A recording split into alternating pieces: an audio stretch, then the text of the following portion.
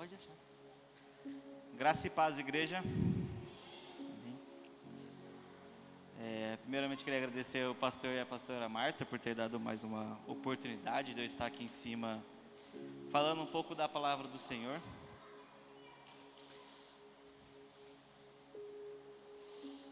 E hoje eu preparei uma palavra para vocês.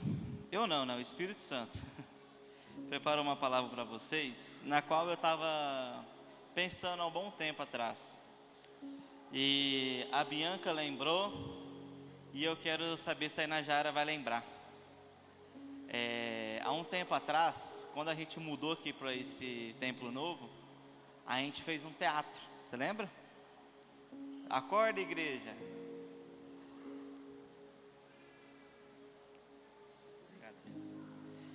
E esse teatro foi com base na passagem de Ezequiel 37. E aí eu estava pensando nessa palavra, eu tinha visto alguns vídeos, algumas pregações, falando sobre esse meio nesse texto. E aí eu comecei a estudar sobre Ezequiel, comecei a aprender um pouco mais sobre a palavra dele, quem foi ele, por que ele tem um livro na Bíblia, por que ele foi um profeta. E aí eu achei muito interessante o início da trajetória dele. E eu queria chamar, pastora, eu vou precisar da senhora aqui rapidinho. Rapidinho. E a história de Ezequiel começa com ele à beira do rio Quebar. Projeta para mim Ezequiel 1, no versículo 2 em diante, fazendo favor.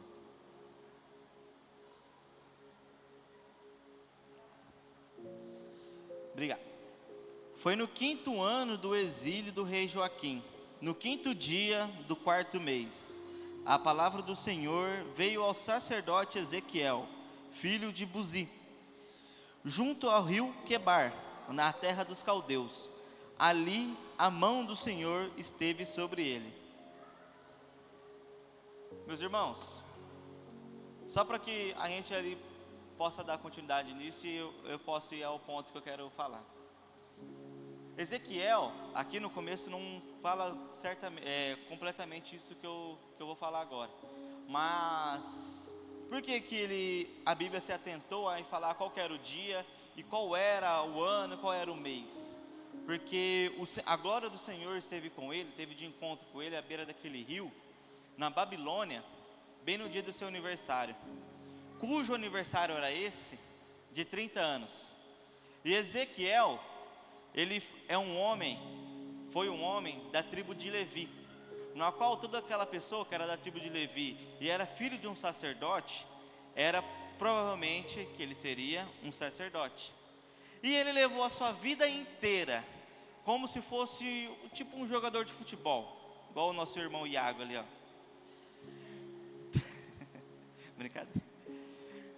Levou a sua vida inteira dedicado a ser um sacerdote. É como se você pegasse um pássaro e ensinasse ele a sua vida inteira ali, por aqueles 30 anos, a como voar. E aí ele pegou, e durante esses 30 anos, e ficou estudando sobre o sacerdócio. E não era somente a palavra, mas tinha que saber sobre medicina, tinha que saber sobre os animais, tinha que saber diversas coisas. Porém, antes dele fazer os 30 anos, a Babilônia vai lá e leva ele como cativo. Saqueia Israel e leva ele junto com mais umas dezenas de pessoas. E bem nesse mesmo dia, bem nesse cujo dia do seu aniversário, no qual 30 anos, no qual ele tomaria posse do sacerdotal dele, a glória de Deus vai de encontro com ele e chama ele para ele fazer outra coisa. E Deus sabia disso, que ele queria ser sacerdote. Deus sabia do coração dele e chama ele para ser um profeta. Por que da pastora Marta aqui? Eu não sei se ela vai lembrar, mas eu estou aqui, ó, toda a ministração que eu faço, eu vou falar, mas aí a senhora nunca está aqui de quarta-feira, tô brincando. É que você estava com os compromissos com a dona Mercedes, calma, eu sei. E aí encaixou certinho a palavra, e a senhora está aqui hoje. E quando a gente estava fazendo casados, eu e a Bianca, a pastora Marta pediu para eu e a Bianca subir no púlpito e dar um testemunho sobre o casados. Isso, ó, lá na outra igreja, quando o púlpito era para o outro lado ainda. Então, para você ver quanto tempo faz. Vai fazer em média uns 4, 5 anos isso. E aí a gente subiu, tal, a Bianca falou, eu falei, e a gente desceu, eu ficava escondidinho, eu e a Bianca lá perto do bebedouro. Aí a pastora Marta desceu do púlpito, começou a palavra, ela passou do nosso lado, coisa que não era comum. Ela ia lá para o fundo, depois, quando começasse a palavra, ela sentava lá na frente, que nem comum hoje em dia. E ela passa do lado da Bianca e fala assim: um dia ele vai estar pregando lá em cima. Aí eu falei: essa mulher está ficando doida. Eu pregar, eu não era nem batizado na época. Eu falei: eu lá em cima pregando, eu fico gaguejando até para falar normalmente. Eu vou estar lá em cima pregando? E a Bianca deu risada, né? Deu risada e a vida continuou. Por que eu estou falando isso? Ezequiel preparou sua vida inteira para seguir um rumo na sua vida. Para ele, na cabeça dele, já estava predestinado aquilo, ele ser um sacerdote, porque ele era na linha dos sacerdotes. Porém, quando a mão de Deus, por meio de outra pessoa, decide interromper aquilo que você determinou para a tua vida, não tem o que você fazer. E eu estou aqui hoje, ministrando para a vida de vocês. Amém? Agora você pode ir lá fazer o que você ia fazer. Agora, eu quero te pedir para você vir aqui orar por mim, para eu estar ministrando a palavra. Pode?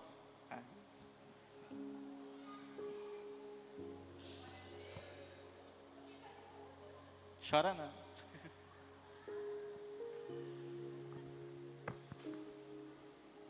Estende a sua mão para cá.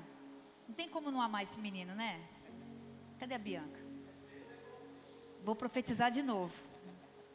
O ano que vem tem outro filho aí. Outro filho. Senhor, em nome de Jesus, eu entrego a vida deste homem aqui diante de Ti, a qual o Senhor, Pai, destinou hoje para estar ministrando a palavra. Que ele venha, Pai, nesse momento desaparecer, Senhor. E que o Senhor, Pai, venha usar esse canal para falar conosco. Pai, exorta. Pai, cura. Pai, faz o que o Senhor deseja. Mas usa ele, Senhor, nessa noite, para que nós possamos aprender mais de Ti. Em nome de Jesus. Amém. Meus irmãos, a vontade de Deus, como a gente pode ver em vários outros textos da Bíblia, né, Mário? Como Jonas, como Mateus, como Pedro, que a nossa vontade pode ser muito grande na nossa vida, mas quando Deus, né, Jonathan, decide interromper e fala: não é esse daqui que eu quero guardar para você, não é isso que eu tenho guardado para você, é uma coisa muito acima do que você pensa. E o que mais me deixa intrigado no começo desse versículo de Ezequiel 1 é que Ezequiel estava na Babilônia. E naquela época havia a Arca da Aliança, e a glória do Senhor se mantinha em cima da aliança, certo, pastor? Dentro do templo, em cima da Arca da Aliança. E aí ele vai de encontro com Ezequiel lá na beira do rio Quebar, num lugar simples, no lugar do inimigo, aonde ali estava Ezequiel com o povo de Israel. E ele fala: não, Ezequiel, agora você vai ser a profeta. Você vai ser profeta de Deus, vai ser um sentinela para esse meu povo, ou um atalaia, como eles falavam naquela época. E de alguma forma Deus pegou ele daquela trajetória que ele estava indo e colocou na trajetória contrária, como se ele fosse uma criança, estava entrando na escola ali agora novinho, porque ele viveu a sua vida inteira para falar sobre a vida sacerdotal, sobre coisa de sacerdotes, não como profeta. E um profeta, ele vai muitas vezes de desacordo daquilo que um sacerdote daquela época designava. Pois quando a gente vê, quando Jesus vem à terra, os primeiros a reprovar a ele foram os sacerdotes, os fariseus, os escribas, aqueles que de fato deveriam abraçá-lo ou recusou. E ali Ezequiel, como profeta na terra do inimigo, como cativo, ele foi selecionado para um trabalho muito, mas muito peculiar. Ele foi um profeta no qual não deixou desanimar a tribo de Israel no lugar do inimigo, na Babilônia, aonde ele estava num lugar totalmente no qual o rei Nabucodonosor, ele dava favores, fazia manjares ao povo de Israel, e para que de uma forma eles perdessem essa identidade. Porque quem aqui tem uma avó que faz uma comida muito boa? Tô louco, gente. Eu tenho. Erga a mão aí. Mas todo mundo tem aquela pessoa que não é sua mãe que faz uma comida muito boa. E aí quando você come a comida dela, você esquece da comida da sua mãe. Aí a sua mãe fala que você gosta mais da comida dela, né? E foi mais ou menos isso com a tribo de Israel. O rei trouxe manjares, trouxe a comida do rei para os povos cativos. Para que eles perdessem a sua primeira armadura, que era a sua identidade de povo de Deus. E Ezequiel estava ali naquele meio deles, para alertarem eles de não esquecerem disso, que eles tinham um Deus, que eles tinham a quem proclamar a glória. E o povo ali já estava sem esperança, estava assim, angustiado. E eu não sei como você está hoje, eu não sei, o bom, pastora, de você subir aqui e não sendo pastor, é que você pode falar e ninguém vai achar que está falando direto, né, pastor? O fato é que a gente vê em Ezequiel 37, no qual Deus leva ele a um vale de ossos secos, que é o ponto que eu falei do teatro que a gente fez. E hoje a nossa igreja, a gente pode ver que alguns estão andando como os ossos secos. E a palavra de Deus, lá em Ezequiel 37, se a irmã puder projetar para mim, no versículo 1, 37, 1.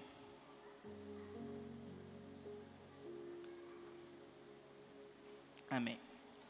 A mão do Senhor esteve sobre mim, e por seu espírito ele me levou a um vale cheio de ossos.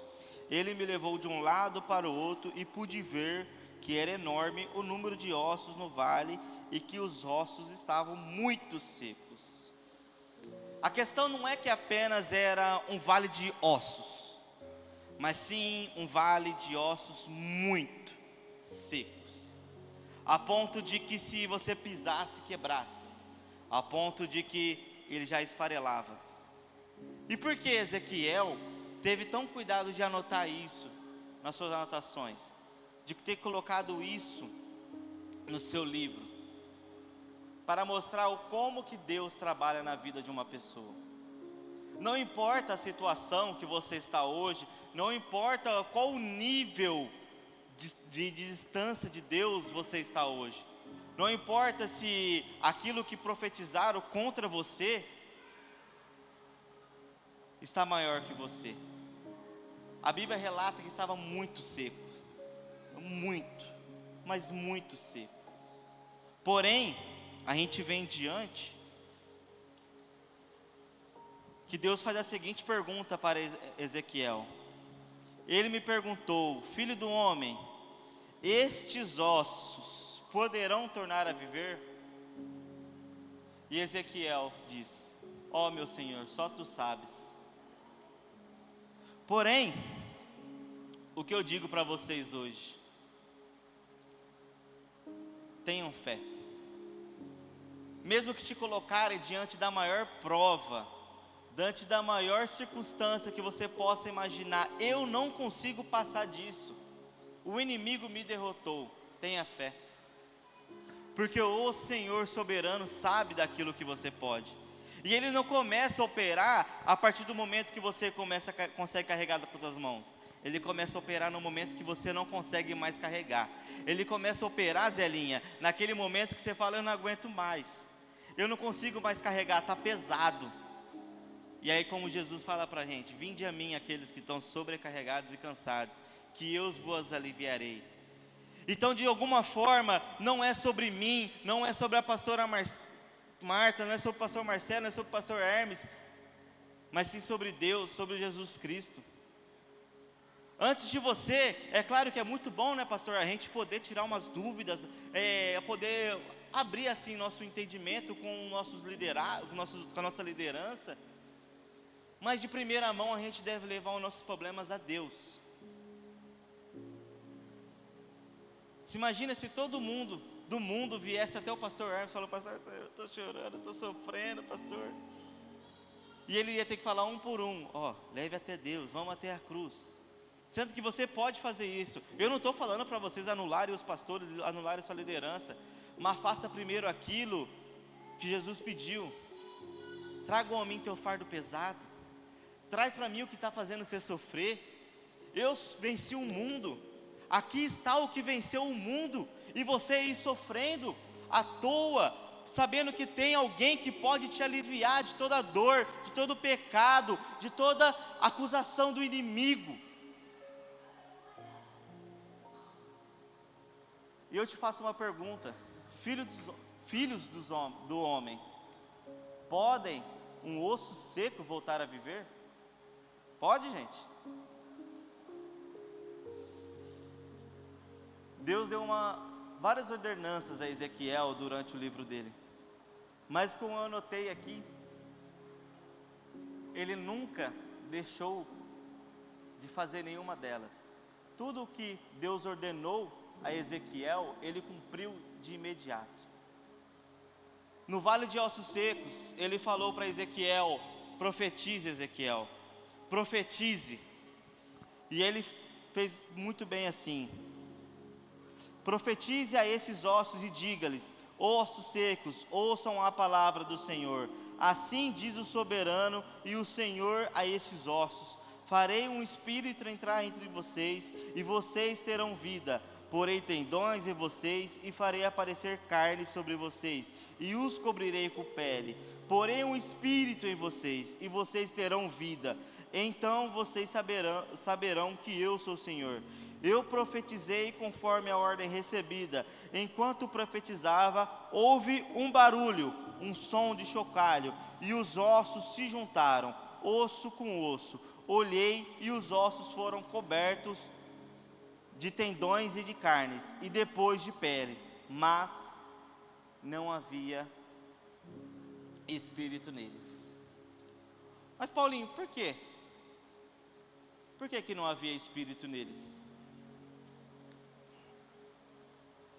A gente vê em uma das parábolas que Jesus conta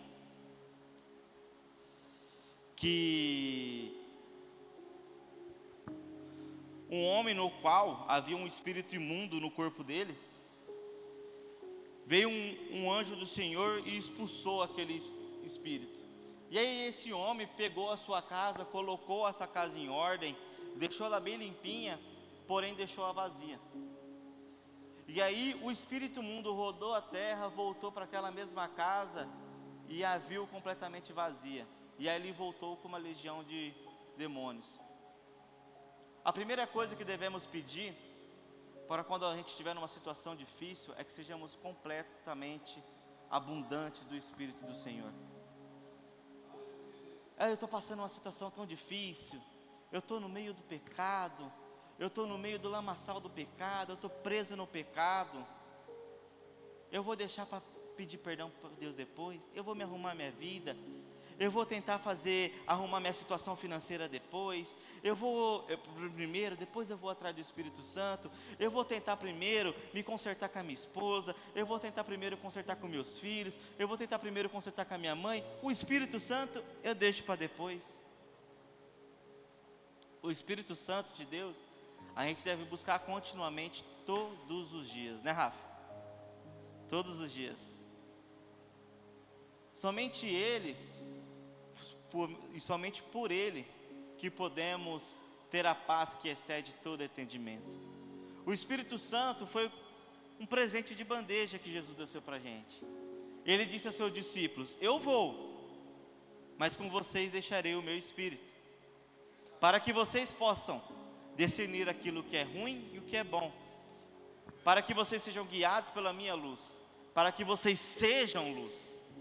E naquele momento, Deus ordenou a Ezequiel: profetize Espírito sobre esses ossos. E ele profetizou. E como lá em Atos 2, e também naquele vale de ossos secos, houve um som de um vento, e entrou por dentro daqueles ossos secos. E aqueles ossos secos começaram a virar pessoas novamente. Eles puderam ser completamente cheios. E ele viu, Ezequiel viu, que ali tinha um grande exército. Um exército forte. E eu faço a pergunta novamente para vocês: pode um osso muito seco voltar a viver? Pode, Joninho? Fala para mim, Joninho, por que você falou que aquilo estava acabado então? Que não tinha mais jeito? Hein, pastor Hermes? Por que a gente fala para uma pessoa: nossa, essa aí não tem mais jeito não? E ela está cheia de carne. E ela está cheia de sangue ainda correndo nas veias. Ela nem se tornou um osso seco. Ela nem perdeu sua vida. Por que a gente fala: nossa, a minha filha, o meu filho, a minha mãe não tem jeito. Eu não vou mais pedir perdão para ela. Eu não vou mais pedir perdão para ele. Eu não vou mais reconciliar com essa pessoa. Ela não tem mais jeito. Profetize sobre a vida dela. Não comece com acusações, comece com bênçãos para partir daquela pessoa. Nossa, pastora Marta, mas eu tenho um cliente que ele é muito chato. Eu atendo ele faz 3 anos, ele não sabe meu nome até hoje. Ele me chama de Ralph. Mas eu comecei a pensar, falando: esse cara é muito chato. A Bianca sabe quem é ele. Ele é muito chato, esse meu cliente. E eu comecei a pensar de uma forma diferente. E a partir disso, vocês querendo ou não, eu sou vendedor. Eu comecei... Toda vez que ele me chamava no WhatsApp, eu fazia uma mini oração ali por ele. E a partir do momento que eu comecei a fazer isso, ele começou a comprar mais. Mas por quê? Eu falava: nossa, esse cara é muito chato, Mário. Você sabe o que eu estou falando, você tem muitos clientes chatos também. Mas tipo assim, não é sobre aquilo que a pessoa tem de ruim para nos entregar, e sim daquilo que a gente tem de bom para entregar para ela. Não basta, ô Johnny, você pegar um cara podre de rico,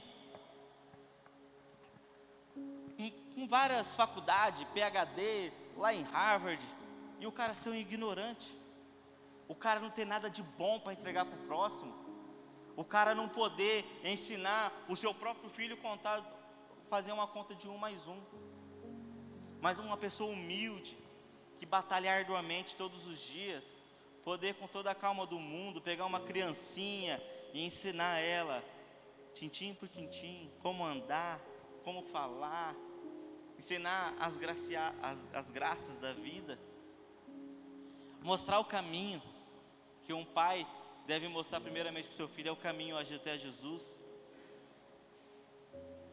E Ezequiel estava dessa forma. Eu acredito que ele estava meio desanimado, da mesma forma que eu estava alguns meses atrás, e eu fui com meus joelhos ao chão, e eu comecei a pensar: Deus, mas por quê? Sabe, Johnny, quando você meio que, você está animado aqui, pá, está naquela levada legal, só benção, são bênçãos, né, Rafão? E aí você dá dá aquela desanimada. Você vai falar com o irmão é ignorante com você. Você vai tentar fazer um projeto novo, conversa ali com o teu líder, ele fala: não. Você tenta fazer algo diferente dentro da sua casa, só dá errado. E aí eu falei: mano, por quê? Por que, William? Por que acontece isso na nossa vida? Nós que somos cristãos. Por que aquele momento que a gente está mais animado, a gente mais tende a cair? A Bíblia fala isso: cuidado para aqueles que estão de pé, para que não venham cair. Quanto maior é esqueci a palavra, gente. Quanto maior é os seus talentos, mais de ti será cobrado. Amém. E eu falei: poxa, eu pedi tanto para Deus alguns talentos, ô Thaisa, eu pedi tanto para Deus. Falei: Deus, me ajuda. O Joãozinho sabe a prova que ele está passando comigo. Eu pedi para Deus alguns talentos para poder tocar. Eu pedi para Deus talentos para poder pregar. Eu pedi para Deus talentos para poder falar da tua palavra a um morador de rua, poder profetizar sobre aquelas pessoas. Eu me preparei de certa forma para poder ministrar em cima de um altar. E ali no momento em que eu não tenho mais oportunidades, eu me frustro. Mas por que isso? A partir do momento que você se coloca na posição de engrandecer a si mesmo e esquecer que não é sobre você, e sim sobre Ele, aí você começa a cair. Mas o legal de cair é que você tem sempre a oportunidade de pedir ajuda. E eu lembro das minhas primeiras ministrações, se eu não me engano, foi a segunda ministração que eu fiz na minha vida. Foi lá na clínica Missão Vida. E eu ministrei sobre Pedro. Se eu não me engano, está em Mateus 27, 26, não vou me lembrar certinho. E fala ali sobre Pedro andando sobre as águas. O mais legal, eu sou que nem o irmão, o pai da Sueli, eu viajo na palavra, eu gosto de pegar o contexto, eu tiro o contexto, não, mas é possível. Porque todo mundo fica glorificado com Jesus andando sobre as águas. Mas ele era Deus, ele podia fazer isso. Mas todo mundo fica, nossa, quem é esse que até o mar e o vento o obedecem? Mas todos os outros discípulos esqueceram que também Pedro andou sobre as águas. E Pedro não era nada. Assim como nós, assim como eu, não era nada. Como a pastora Marta fala. Eu acho muito engraçado. Mas eu sou o cocôzinho do mosquitinho. Mas você tem que ter na sua mente que você não é aquilo que as outras pessoas falam. Você é aquilo que Deus fala de você. Na palavra que eu falei de Pedro, ele começa a cair, Joninha. Ele começa no primeiro, que andando sobre as águas de boa, e ia fluindo. Porém, num certo momento, ele começou a cair. Mas por quê? Ele começou a tirar os olhos de Deus, de Jesus, e começou a olhar para as ondas, começou a olhar para o vento, e começou a afundar. E assim que foi comigo, eu comecei a olhar para todas as adversidades, comecei a falar, mas ninguém está comigo. E aí eu falei para mim mesmo, toma vergonha na tua cara. Tu sabe de onde tu saiu. Tu sabe o que te poderia ter virado se não fosse Jesus na tua vida, se não fosse a tua esposa na tua vida, se não fosse a tua filha na tua vida, se não fosse essa igreja ressuscitar na minha vida. Não sei. Eu só imagino coisas ruins. Boas. Tem uma frase que a Inajara jura que é dela, mas eu já vi que é de outra pessoa. Que ela fala bem o seguinte: tudo aquilo que você vê de bom em mim é Deus. Tudo aquilo que é ruim, que você vê de ruim, é eu mesmo. Então, a gente deve prestar mais atenção, não naquilo que o teu próximo fala de você, Mário. Não é aquilo que as pessoas rotulam você, como o Mário mal-humorado, o cara fechado, tô brincando. Como aquela pessoa em que, aqui narizinho erguido, mas sim sobre aquilo que Deus fala de você, Mário. É sobre aquilo que Deus fala de você, Maísa. Não é sobre aquilo que falaram de você. É sobre aquilo que falaram de você, meu irmão. Você mesmo que está aí me olhando. Não é sobre aquilo que as pessoas rotularam você.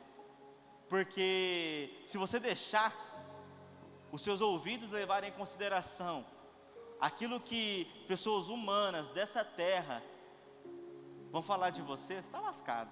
Você faz que nem uma ema, você cava um buraco e enfia a cabeça dentro.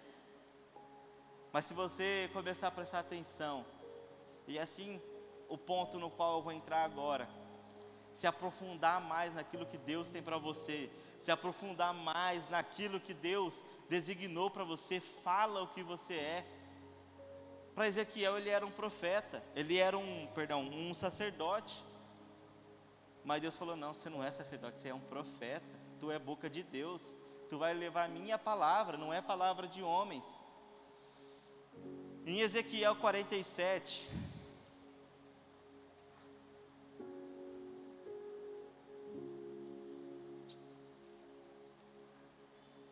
versículo 1.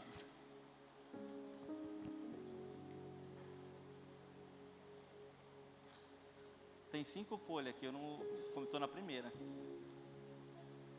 Estou brincando.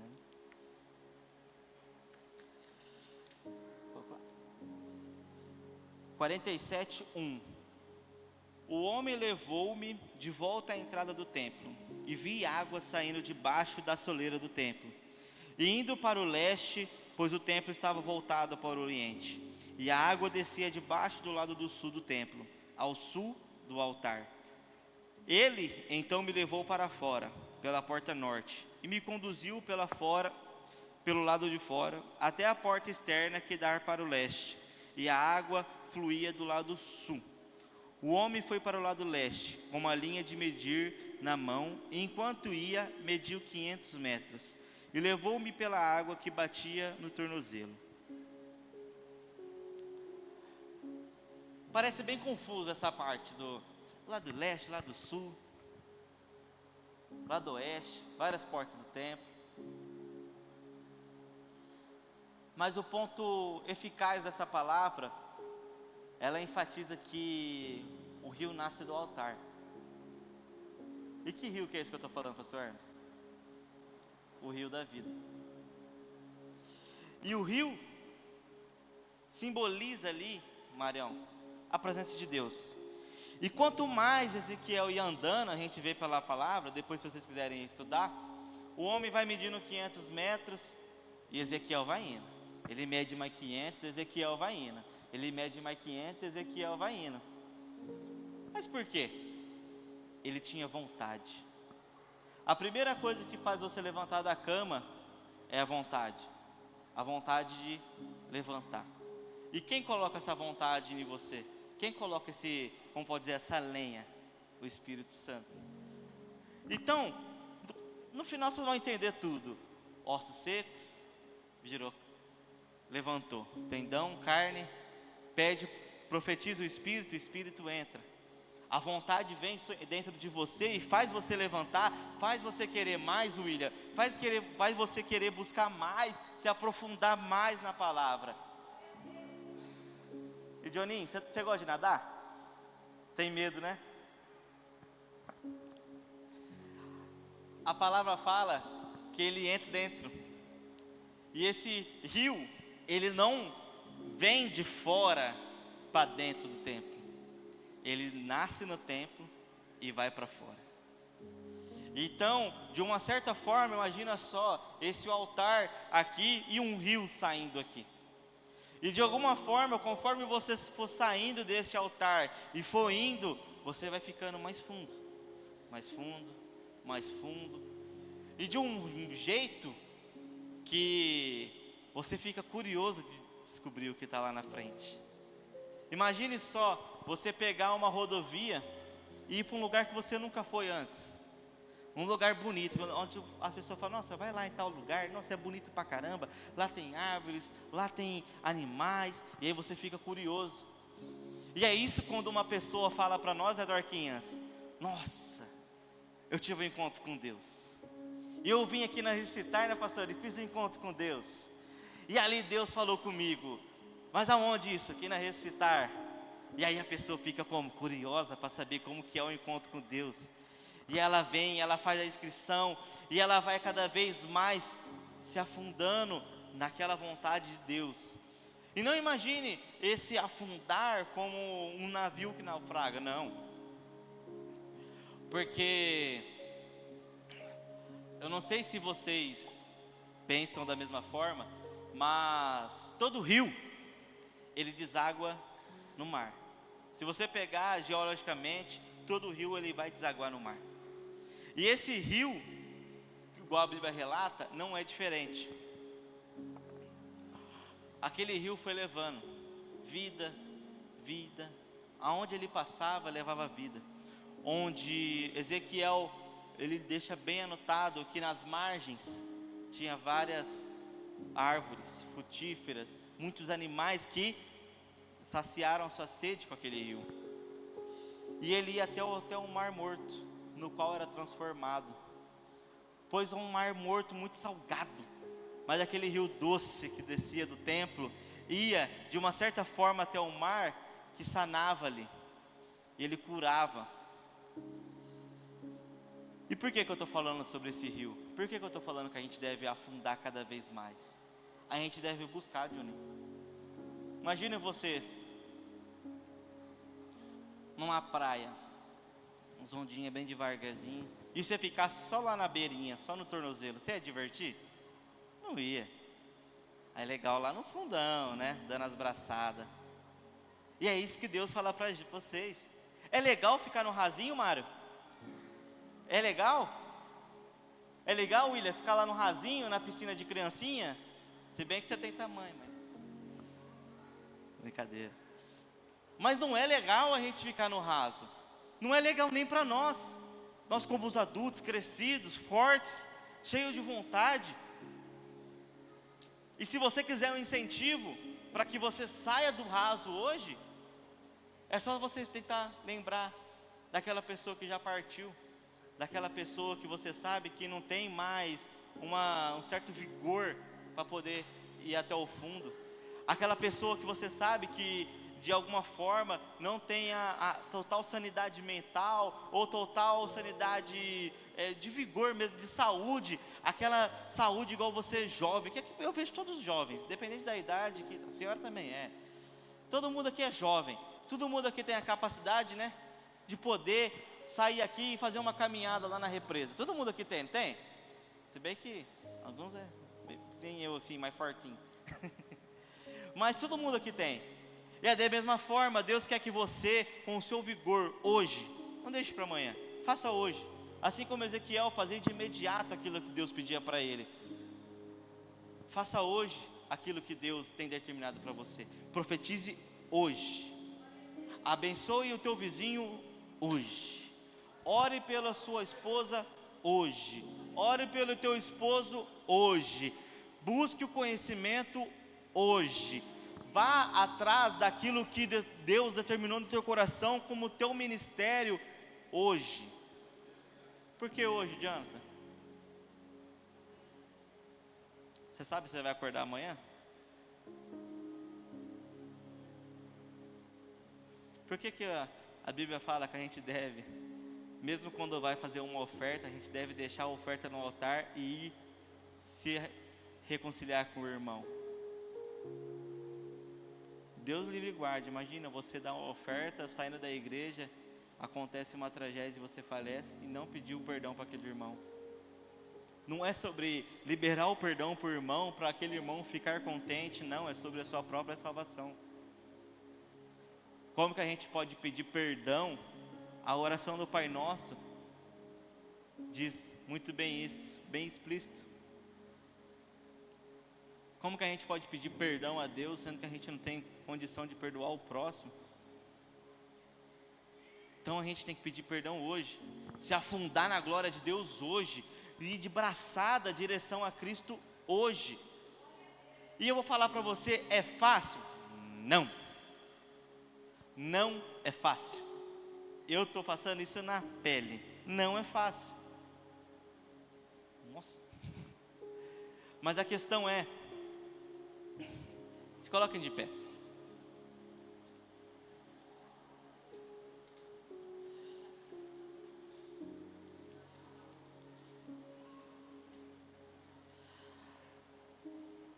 A gente só pode se tornar carne se tiver osso. E se você está como osso, eu profetizo na tua vida agora que você seja carne novamente.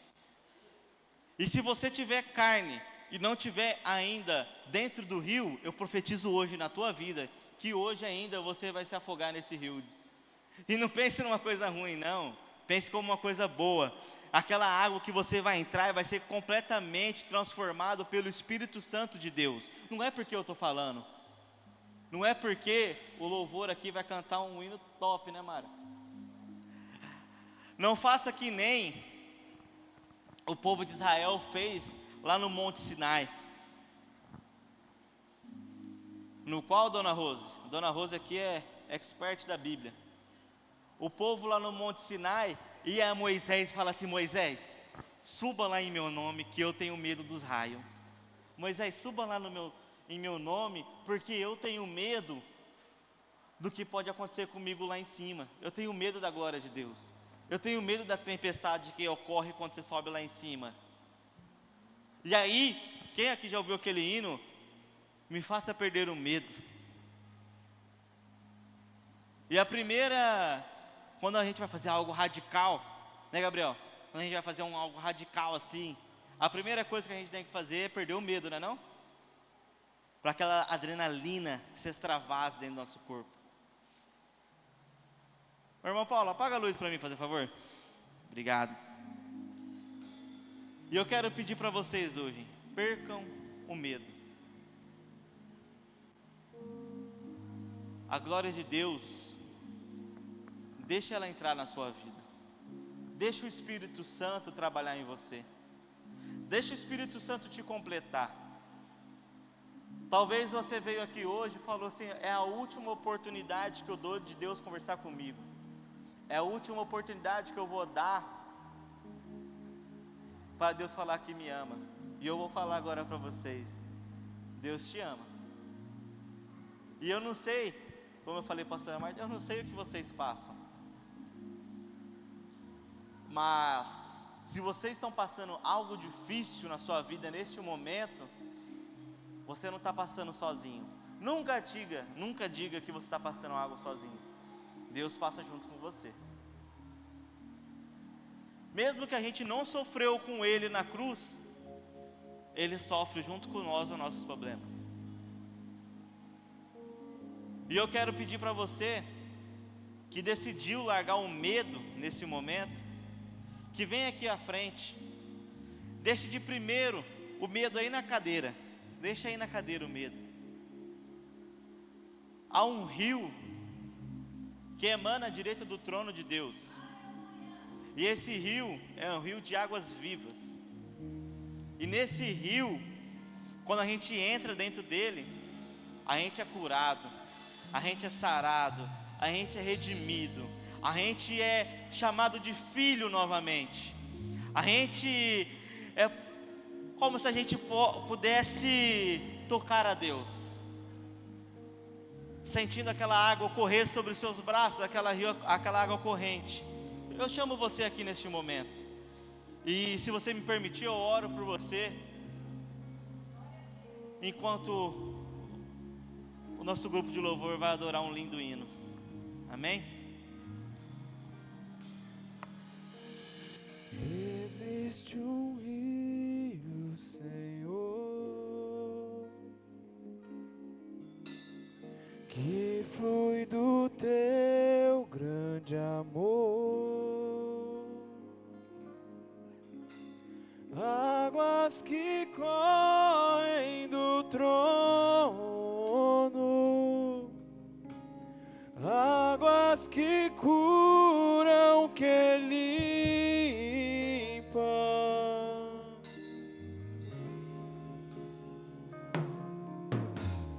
Por onde o rio passar, tudo vai transformar, pois leva a vida do próprio Deus, e esse rio está neste lugar.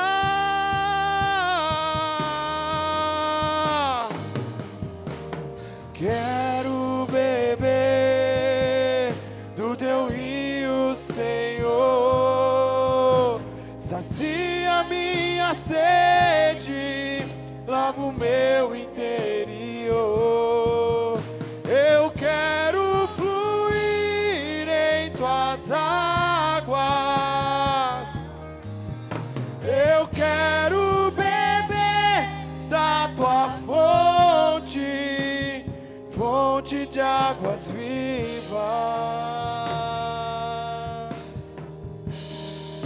Tu és a fonte, Senhor.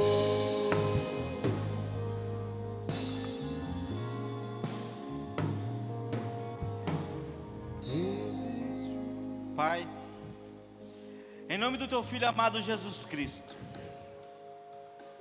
nesta noite, eu peço que vá de encontro, Senhor, com o Teu Espírito Santo, sobre cada alma aqui, em que se eles te derem permissão, meu Pai, e eu creio que vão, adentre com o Teu rio de águas vivas, e que esse rio possa limpar todo o interior de cada um aqui hoje, meu Pai, e em nome do Teu Filho amado Jesus Cristo, que saia tudo aquilo que não provém do Senhor, e entre somente aquilo que provém do Senhor, em nome do Teu Filho amado Jesus Cristo.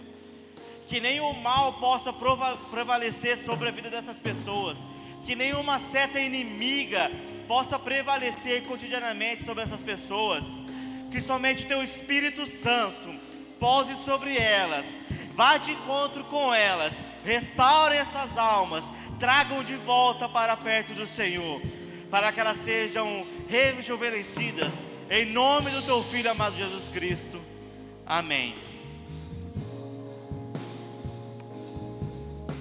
Sacia minha sede, lava o meu interior.